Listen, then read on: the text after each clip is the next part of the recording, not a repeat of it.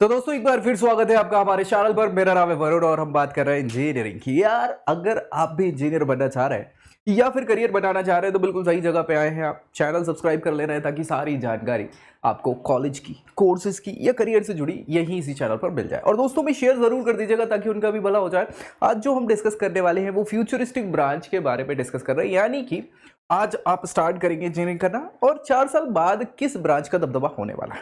सो futuristic branch में मैंने एक दो और वीडियोस बनाई हैं जिसमें अलग अलग बात मैंने करी थी। एआई मशीन लर्निंग की भी बात करी थी।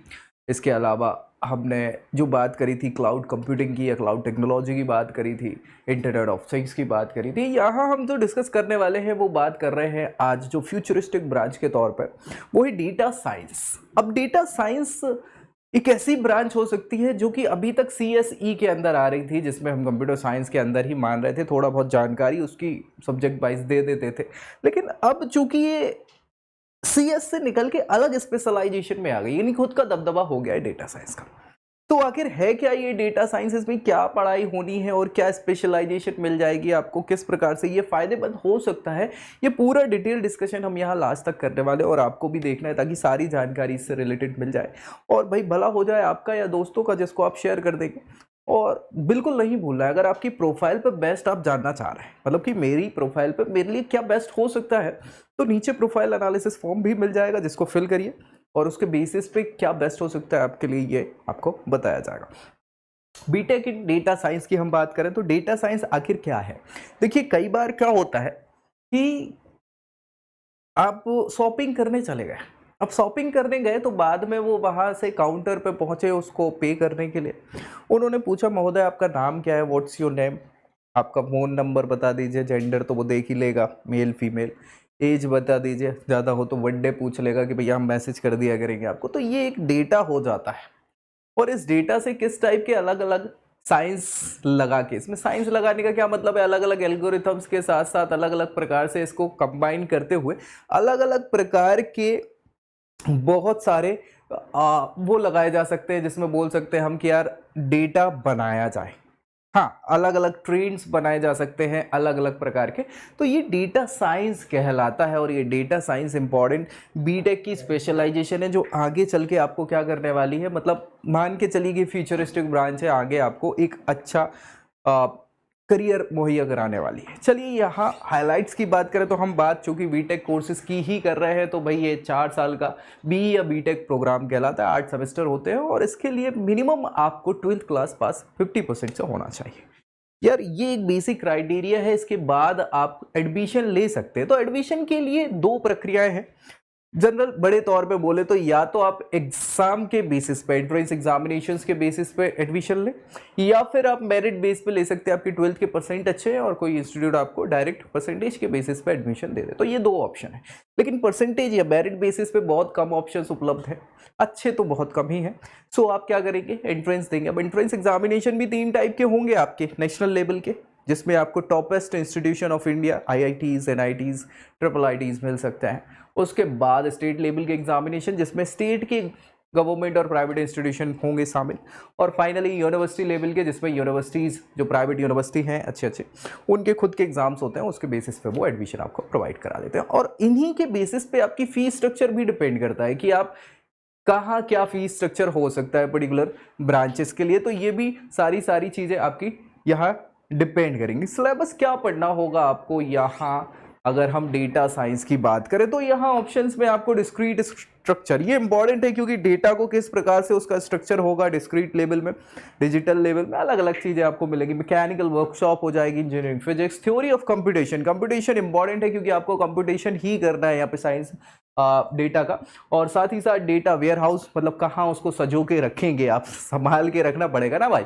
ठीक है। स्टैटिस्टिकल एनालिसिस आपको देखना पड़ेगा, कंपाइलर डिज़ाइन और भी बहुत सारी चीज़ें, इंटेलिजेंस एनालिटिक्स डेटा को लेके, और इंजीनियरिंग केमिस्ट्री और तमाम चीज़ें जो आपको, हाँ भैया 40 लगभग सब्जेक्ट्स आपको पढ़ने होते हैं पूरी इंजीनियरिंग में, अलग अलग डिपेंड करता है, कम ज़्यादा कहाँ कभी 5 कभी 6 ऐसे सब्जेक्ट्स हो जाते हैं। तो ये सारी चीज़ें पढ़ने के बाद 4 साल बाद एक इंजीनियर कहलाओगे आप, बड़ी मुश्किल से, शिद्दत से, जब चाहोगे उसको तभी मिलेगा ना भाई। और क्या ये डिमांड में रहेगा, क्या लगता है आपको, डेटा साइंस डिमांड में रह सकने वाली स्पेशलाइजेशन है कि नहीं है, कि 4 साल बाद खत्म हो जाएगी? डेटा इज द की यार, इस चीज को दिमाग में फिट कर लो। आज के समय में नहीं, आगे भी डेटा ही अब सबसे बड़ा ऑयल होने वाला है। मतलब बात करें तो सबसे बड़ी चीज अब बाप बड़ा ना भैया, सबसे बड़ा रुपया की जगह सबसे बड़ा डेटा। जिसके पास डेटा है वही रूल करने वाला है। तो भैया डेटा के लिए ही तो जद्दोजहद होने वाली है, इंफॉर्मेशन के लिए जद्दोजहद होने वाली है, और ये ब्रांच आपकी क्या होगी, हाँ, डिमांड में जरूर होने वाली है। 4 साल बाद तो आपको मिल ही जाएगी। इसके बाद बात करें तो कोर्स अच्छा है कि नहीं है, मतलब ऐसा तो नहीं है कि यार टाइम पास ही करा रहा हूँ 4 साल बाद का बोल के और पैसा लगवा दिए और कुछ नहीं है। नहीं भैया, ऐसा बिल्कुल नहीं है। आप चाहेंगे तो आपको जो 2 ब्रांचेस पता है, CSIT CSIT CSIT करते रहते हो, वो भी ले लो, कोई बड़ी बात नहीं है। लेकिन वो अब आगे जाके एज अ कोर ब्रांच हो जाने वाली। क्यों हो जाने वाली? क्योंकि उसमें वही लिमिटेशंस रहने वाली है। जो अब स्पेशलाइजेशन आ गई है ना, तो वो स्पेशलाइजेशन बढ़ेगी, है ना। सो आगे चल के डेटा साइंस रहेगी CS की ही ब्रांच, लेकिन वो स्पेशलाइज्ड हो गई है। सो आपको पर्टिकुलर उस फील्ड में ज्यादा अनुभव हो सकता है, उसमें बहुत अच्छा काम आप कर सकते हैं। और कुछ सब्जेक्ट्स आपके CSIT वाले तो पढ़ाई जाने हैं, तो आपके पास वैरायटी होने वाली है। याद रखिएगा, CS लेने के बाद डेटा साइंस में समस्या है, डेटा साइंस लेने के बाद CS तो जरूर जा सकते हैं। तो एक कोर्स भी अच्छा है, डिमांड में भी होने वाला है, और स्पेशलाइजेशन भी आपको 4 साल बाद कुछ अच्छा ही डेवलप करके दिखाएगी या करियर के ऑप्शंस बढ़ा के दिखाएगी। यहाँ टॉप कॉलेजेस की बात हमने कर ही ली है कि अलग अलग एंट्रेंस के बेसिस पे, अलग अलग प्रोफाइल के बेसिस पे आपको अलग इंस्टीट्यूशंस मिलते हैं, उनकी फीस स्ट्रक्चर भी अलग होते हैं। अगर आप जानना चाह रहे हैं आपकी प्रोफाइल पे बेस्ट क्या होगा, सो नीचे प्रोफाइल एनालिसिस फॉर्म है, जिसको फिल करके आप डिटेल्स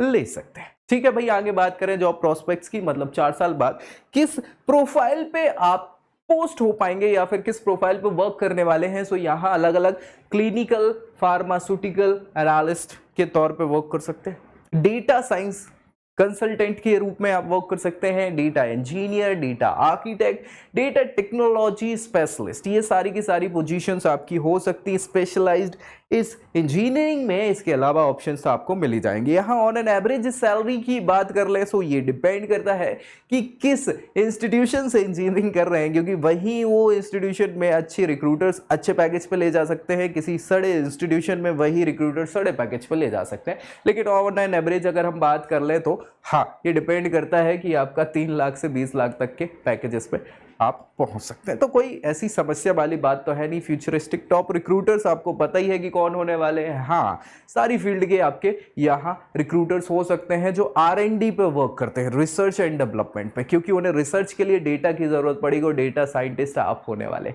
ठीक है, सो ये बहुत सारे ऑप्शंस आपके पास अच्छे से अच्छे यहाँ पे होने वाले। प्रो एंड कॉन्स की बात करें तो मैं कई बार बता चुका हूँ और लगभग हर वीडियो में बोलता हूँ कि अच्छाई बुराई तो एक सिक्के के 2 पहलू है, डिपेंड करता है आप क्या देखना चाहते हैं।